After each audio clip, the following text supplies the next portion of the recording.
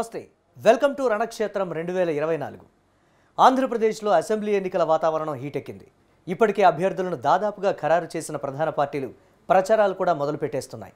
దీంతో రాజకీయాలు రసవత్తరంగా మారుతున్నాయి. అధికార విపక్షాలు గెలుపు కోసం మునుపెన్నడూ లేని రీతిలో హోరాహోరీగా తలపడుతూ ఉండడంతో ఒక్కో నియోజకవర్గం ఒక్కో యుద్ధరంగంగా మారిపోయింది.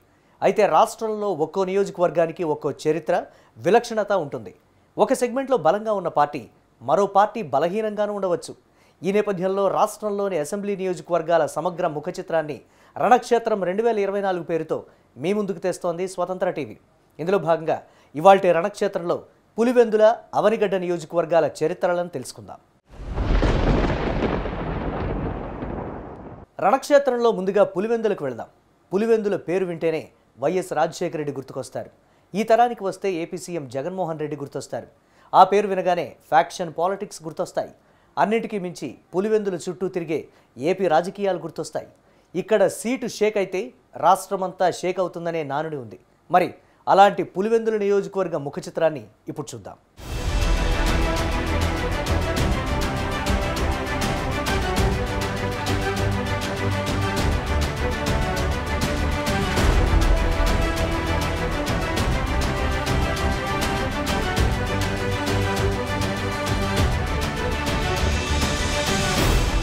పులివెందుల అంటే పులులు తిరిగే ప్రాంతమని అర్థమట.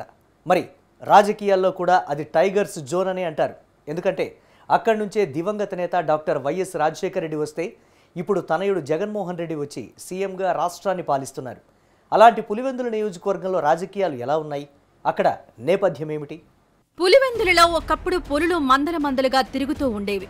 అందువల్ల పులి మందల అనే పేరుతో ఈ ఊరిని పిలిచేవారు. కాలక్రమేణా అది పులివెందులుగా మారిందని అంటారు. ఇక్కడ రాజారెడ్డి కళాశాల ఉన్న చోట ఒకప్పుడు కోట ఉండేదని అంటారు. అయితే కళాశాల కోసం తవ్వకాలు చేసినప్పుడు రుద్రమదేవి విగ్రహం బయటపడడంతో పులివెందుల చారిత్రక నేపథ్యం కూడా బయటపడింది. ఏపీ రాజకీయాలన్నీ పులివెందుల చుట్టూనే తిరుగుతుంటాయి. ఎందుకంటే పులివెందుల నుంచి తండ్రి కొడుకులిద్దరూ ముఖ్యమంత్రులయ్యారు. ఉమ్మడి ఆంధ్ర రాష్ట్రానికి 2 సార్లు ముఖ్యమంత్రిగా దివంగత నేత వైఎస్ఆర్ పనిచేశారు.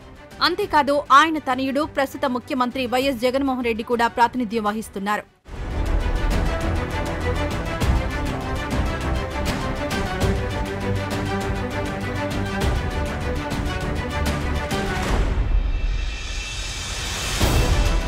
(1955) పులివెందుల నియోజకవర్గం ఏర్పడింది. ఇప్పటి వరకు 16 సార్లు ఎన్నికలు జరిగాయి.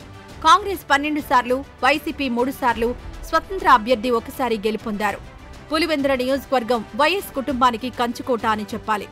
1978 నుంచి వైఎస్ కుటుంబ సభ్యులే ఇక్కడి నుంచి వరుసగా గెలుస్తూ వస్తున్నారు. 6 సార్లు ఎమ్మెల్యేగా గెలిచిన వైఎస్ఆర్ 2 సార్లు పీసీసీ చీఫ్గా, ప్రతిపక్ష నేతగా, 2 సార్లు ముఖ్యమంత్రిగా పనిచేశారు. 2009 సెప్టెంబర్ 2న జరిగిన హెలికాప్టర్ ప్రమాదంలో వైఎస్ మరణించారు. ఆ తర్వాత వైఎస్ సతీమణి విజయమ్మ 2009లో జరిగిన ఎన్నికలో ఏకగ్రీవంగా ఎన్నికయ్యారు. 2014లో కుమారుడు జగన్ ఇక్కడి నుంచి ఎమ్మెల్యేగా గెలిచి అసెంబ్లీలో అడుగుపెట్టారు. 2019లో గెలిచి రాష్ట్రానికి ముఖ్యమంత్రి అయ్యారు. వైఎస్ఆర్ సోదరుడు వివేకానంద రెడ్డి 2 సార్లు, పురుషోత్తం రెడ్డి 1 సారి గెలిచారు.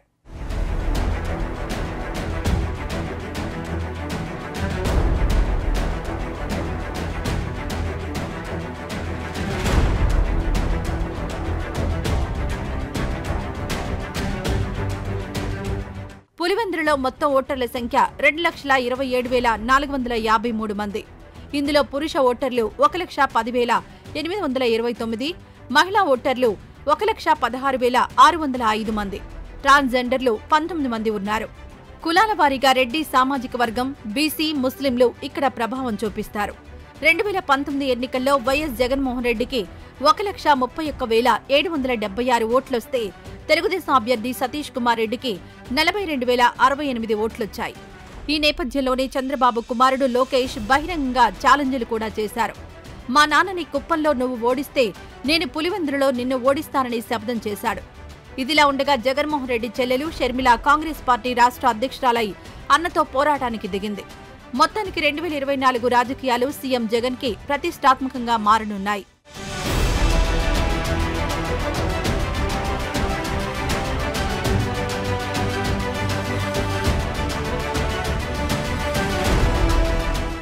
ఒకనాడు కరువు సీమగా ఉన్న పులివెందుల నేడు సస్యశ్యామలమైంది.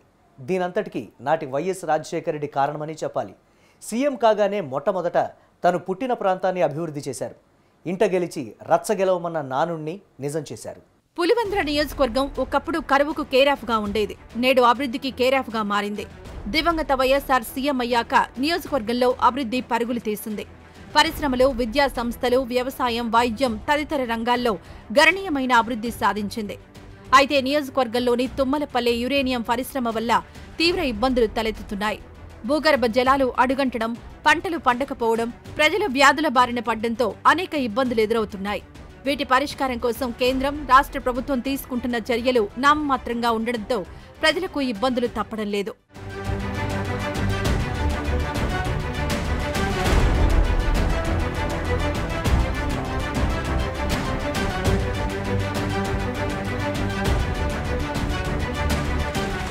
నియోజకవర్గంలో పాపాగ్ని, చిత్రావతి నదులు ప్రవహిస్తున్నాయి. పాపాగ్ని నది ఎగువన వెలిగల్లు, చిత్రావతి నదిపై లింగాల మండలంలో ప్రాజెక్టులు నిర్మించారు. వాటితో పాటు పైడిపాలెం, చిత్రావతి ఎత్తిపోతల పథకాలను నిర్మించారు. గతంలో సాగునీరు కష్టతరంగా మారిన పరిస్థితుల్లో సీఎంగా వైఎస్ఆర్ బాధ్యతలు చేపట్టాక ఈ ప్రాజెక్టు నిర్మాణాలు పూర్తయ్యాయి. ఈ ప్రాంత రైతుల ముఖాల్లో ఆనందం వెల్లివిరిసింది. పులివెందుల బ్రాంచ్ కెనాల్కు మాత్రం ఎగువ నుంచి నీటి విడుదల ఇబ్బందులున్నాయి. ఈ సమస్యను తనయుడు జగన్మోహన్ రెడ్డి పరిష్కరించాలని ప్రజలు కోరుతున్నారు.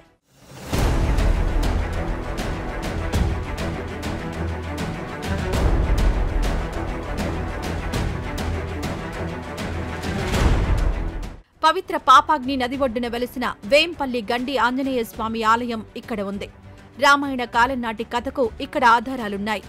రావణవధ జరిగిన తర్వాత శ్రీరాముడు సీతా లక్ష్మణ సమేతుడై తిరిగి వస్తుండగా వాయుదేవుడు బంగారు పుష్పాలతో ఈ కొండను అలంకరించాడు.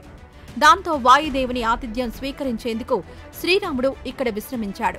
శ్రీరాముడు గీసిన ఆంజనేయుని చిత్రం ఇక్కడే ఉంది. తన బాణంతో ఒక రాతిపై హనుమంతుని చిత్రాన్ని శ్రీరాముడు గీశాడు. అయితే చిటికన వేలు మాత్రం గీయలేదు. ఆ తర్వాత చిత్రాన్ని పూర్తి చేద్దామని రాజైన వ్యాసరాజు ప్రయత్నించాడు. కానీ తన వేలు విరిగి రక్తం కారడంతో దానిని ఇంకా అసంపూర్తిగా వదిలేశారని అంటారు. అంతటి మహిమాన్వితమైన దేవాలయం ఇక్కడ ఉండడం విశేషం.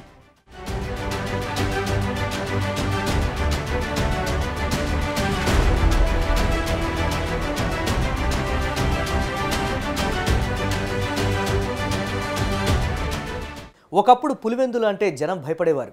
మీడియాలో ఎప్పుడు చూసినా ఇక్కడి గొడవల గురించే వార్తలు వచ్చేవి. అనేక మంది టాలీవుడ్ హీరోలు వాళ్ళు ఫ్యాక్షన్ సినిమాలు తీసుకుంటూ వెళ్లారు. కానీ ఇప్పుడు చూస్తే అక్కడ పరిస్థితి పూర్తిగా మారింది. అసలు పులివెందులకు అలాంటి చెడ్డ పేరు ఎలా వచ్చింది అని ముక్కున వేలేసుకునేలా మారిపోయింది. విద్యా నిలయాలకు కేర్ ఆఫ్ అడ్రస్గా మారింది. ఎంతోమంది దూర ప్రాంతాల నుంచి వచ్చి ఇక్కడ చదువుకోవడం విశేషం. పులివెందుల అనగానే అందరికీ మదిలో మెదిలేవి బాంబు దాడులు, ఫ్యాక్షన్ గొడవలు. నిజంగా పులివెందుల అంటే అదేనా అంటే కాదనే సమాధానమే వస్తుంది. ఎందుకంటే ఈ ప్రాంతానికి ఎంతో సుసంపన్నమైన చరిత్ర ఉంది. విజయనగర చక్రవర్తి శ్రీకృష్ణ దేవరాయలు వేయించిన తొలి శాసనం పులివెందుల పట్టణానికి సమీపంలోని శ్రీ రంగనాథ స్వామి దేవస్థానంలో ఉంది. పులివెందులలో సిఎస్ఐ చర్చ్, శ్రీ వాసవి కన్యకా పరమేశ్వరి ఆలయం, శ్రీ మిట్ట మల్లేశ్వర స్వామి వారి ఆలయం, శ్రీ రంగనాథ స్వామి దేవాలయం ఉంది. ఇడుపులపాయలో వైఎస్ఆర్ వ్యవసాయ క్షేత్రం, ఐఐఐటి, వైఎస్ రాజశేఖర రెడ్డి స్మృతివనం ఉంది.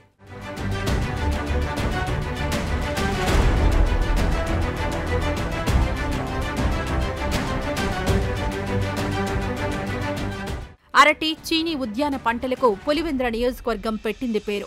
లింగాల, వేముల, వేంపల్లె మండలాల్లో అరటి పంట విస్తారంగా సాగవుతోంది. వీటితో పాటు సింహాద్రిపురం, తొండూరు తదితర మండలాల్లో చీనీ పంట అధికంగా సాగు చేస్తారు. ప్రస్తుతం నియోజకవర్గంలో అరటి పంట దాదాపు 28,200 ఎకరాల్లో సాగులో ఉంది. చీనీ పంట అయితే 32,500 ఎకరాల్లో, దానిమ్మ పంట దాదాపు 1,200 ఎకరాల్లో సాగులో ఉంది. ఉద్యాన పంటలైతే 61,900 ఎకరాలు సాగులో ఉన్నాయి.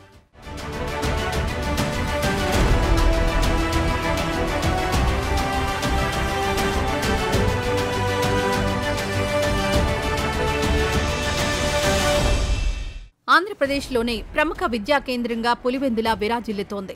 వైఎస్ రాజశేఖర రెడ్డి పులివెందులను విద్యా సరస్వతి నిలయంగా మార్చాలని భావించారు. 2006లో జవహర్లాల్ నెహ్రూ ఇంజనీరింగ్ కళాశాలను స్థాపించారు. ఇడుపులపాయలో ఏపీ ఐఐఐటిని ఏర్పాటు చేశారు. ఆహార విజ్ఞాన శాస్త్ర సాంకేతిక కళాశాల, ఆంధ్రప్రదేశ్ అంతర్జాతీయ పశు పరిశోధనా కేంద్రం, లయోలా డిగ్రీ పీజీ పాలిటెక్నిక్ కళాశాల, నూతనంగా నిర్మించిన మెడికల్ కళాశాల ఇలా ఎన్నో ఉన్నత విద్యా సంస్థలు పులివెందులలో కొలువు తీరి ఉన్నాయి.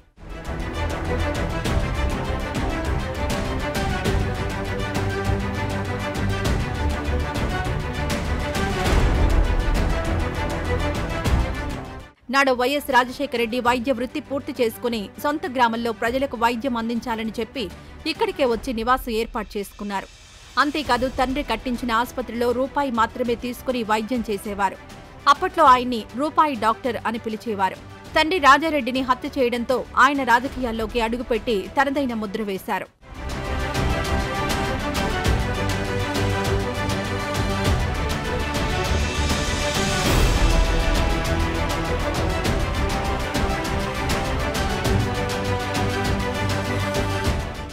ఏది ఏమైనా ఒకనాటి పులివెందులు వేరు, నేటి పులివెందులు వేరు. ఒకే కుటుంబంలో రెండు శక్తులు బయలుదేరాయి. ఒకరు వైసీపీ, ఒకరు కాంగ్రెస్. చెరో వైపును నిల్చొని పోరాడుతున్నారు. టెక్నికల్గా చూస్తే వైఎస్ రాజశేఖర రెడ్డిది కాంగ్రెస్ పార్టీ, దాంట్లోకి కూతురు షర్మిల వెళ్ళింది. సొంతంగా పార్టీ పెట్టి విజయం సాధించి సీఎం అయి తన పంధాలో తను జగన్ దూసుకుపోతున్నారు. పులివెందులలో జగన్ గెలుపు పక్కన పెడితే రాష్ట్రంలో గెలిపే ఇక్కడ కీలక అంశంగా మారనుంది. అదే అందరిలో చర్చనీయాంశంగా మారింది.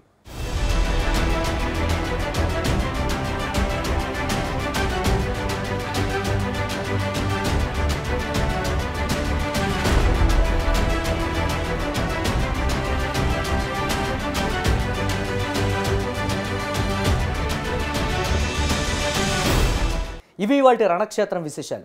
రేపు మరో 2 నియోజకవర్గాల వివరాలతో మళ్ళీ రణక్షేత్రంలో కలుద్దాం. కీప్ వాచింగ్ స్వతంత్ర.